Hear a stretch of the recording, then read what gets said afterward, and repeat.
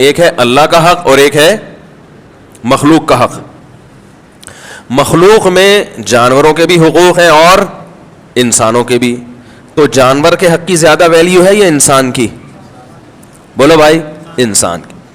پھر انسان میں جو حق ہے وہ رشتہ داروں کا حق ہے پہلے یا غیر رشتہ داروں کا؟ رشتہ داروں کا. پھر رشتہ داروں میں جو کمزور ہیں ان کا حق زیادہ ہے یا جو کمزور نہیں ہے ان کا زیادہ ہے؟ یقیناً کمزور کا. اور کمزوروں میں جو سب سے بڑا کمزور جس کو اللہ نے قرار دیا ہے, جو بالکل قسمہ پرسی میں زندگی گزارتا ہے, یہ وہ نابالغ بچہ ہے جس کا باپ بچپن میں فوت ہو جائے. کیونکہ باپ سے بڑی نعمت اللہ نے کوئی پیدا نہیں کی ہے. ماں مر جائے تو بھی نقصان ہے, اتنا نہیں ہے جتنا باپ کے مرنے سے ہوتا ہے.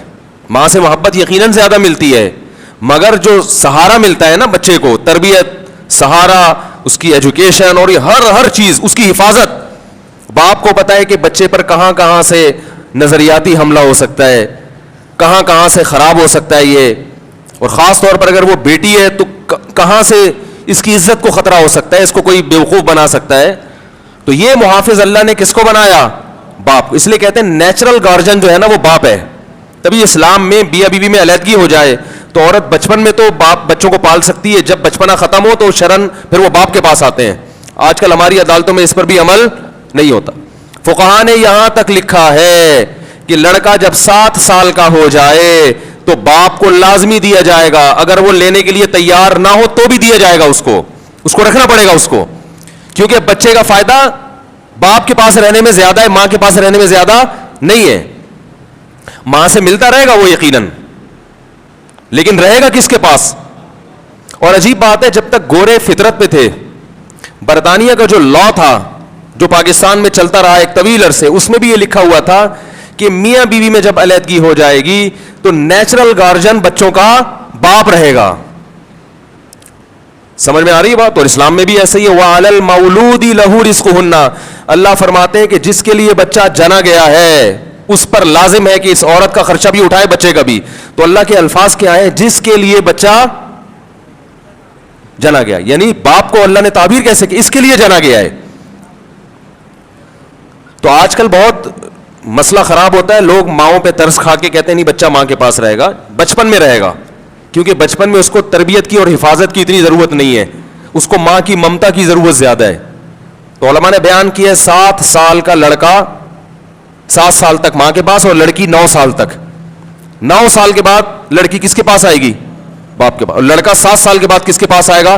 باپ کے پاس. جنرل مشرف سے پہلے ہماری عدالتوں میں بھی یہی لا تھا. سمجھ رہے ہیں؟ عدالت میں جو قانون تھا وہی تھا. ہاں, جب باپ کے پاس آئے گا تو ماں سے ملتا رہے گا, ہفتے میں 1 دن ماں کے پاس رات بھی گزارے گا. سمجھ رہے ہیں؟ ملنے سے کوئی نہیں روک سکتا, لیکن مستقل بنیادوں پہ رہے گا کس کے پاس؟ کیونکہ بچے کا فائدہ اس میں باپ کو حق نہیں دیا جا رہا, بچے کو دیا جا رہا ہے حق, کہ بچے کا فائدہ جب بڑا ہو رہا ہے تو باپ کے پاس رہنے میں زیادہ ہے. وہ تربیت کرے گا, اخلاق سکھائے گا, اس کو اس کی حفاظت کرے گا, اس کو بزنس سکھائے گا, ایجوکیشن میں دیکھے گا کہ اس کو کس قسم کی ایجوکیشن دینی چاہیے. لیکن ہمارے ہاں عدالتوں میں سارے قانون کیا ہو گئے؟ تلپٹ ہو گئے. مکمل عورت کو فیور کیا جاتا ہے. میں مانتا ہوں کہ بہت سے مرد ظالم ہوتے ہیں, عورت پہ ظلم کرتے ہیں, لیکن بہت سے ظالم نہیں بھی ہوتے. عدالت یہ دیکھتی نہیں ہے کہ مرد ظالم ہے یا عادل ہے, کیا ہے. عدالت نے بچے ماں کو پکڑا دیے اور اس کے بعد پوری زندگی باپ ان بچوں کے لیے ترستا رہتا ہے, اسے ٹھینگے کے علاوہ کچھ بھی نہیں ملتا. یہ عملی طور پر عدالت میں یہ ہو رہا ہے. خرچہ سارا باپ پہ ڈال دیتی ہے عدالت.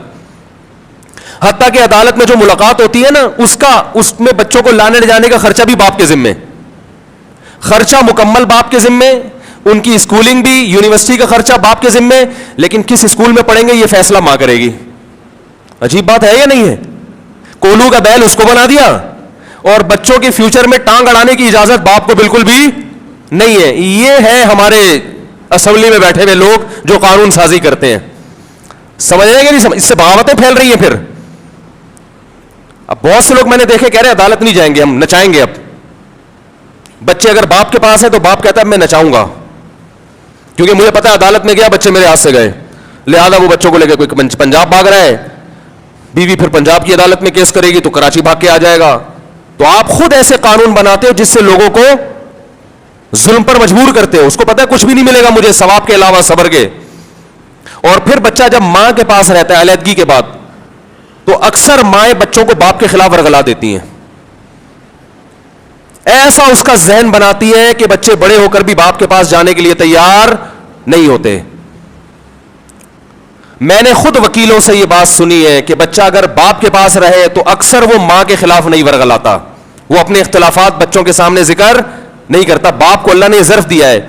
انتہائی معذرت کے ساتھ جو خواتین بیان سن رہی ہیں, اکثر, سب نہیں, اکثر خواتین جب بچہ ان کے پاس رہتا ہے تو بچے کو باپ کے خلاف ذہن بنا دیتی ہیں اس کا.